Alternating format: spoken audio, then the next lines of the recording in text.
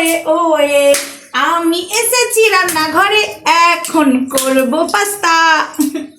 বন্ধুরা আমি এখন পাস্তা করতে এসেছি, এখন খেতে ইচ্ছা করছে সন্ধ্যেবেলায়। তো এখন পাস্তাটা বানাবো, তারপরে লাইভ অন করবো। অবশ্যই এই ভিডিওটা তোমরা কালকে দেখবে। তো আপনি একটু সরে দিতে পারেন। এই কড়াইটার মধ্যে কি হয়েছিল জানো? কি যেন ভাজা হয়েছিল, পেঁয়াজ ভাজা হয়েছিল। যে কড়াইটা পুড়ে গেছে, গ্যাসটা বাড়িয়ে দিয়েছিলাম।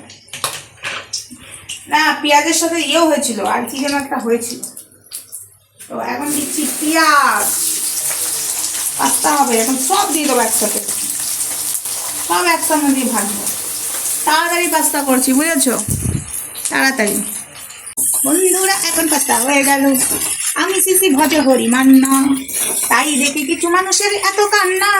আমি সিসি ভজে হরি মান্না, গানটা দেখেছো কিরকম মাথা থাকা?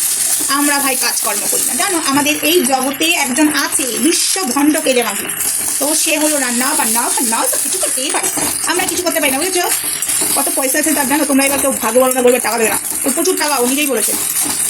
আমি যখন রান্না বান্না করছি, এখন আমি খাবো, আর তোমরা যখন ভিডিওটা দেখবে না, আমার সব খাওয়া দাওয়া তো শেষ, বুঝেছো? এদিকে ক্যামেরাটা ঘুরে, আমি কিছু বলি, আমার ক্যামেরাম্যান আছে।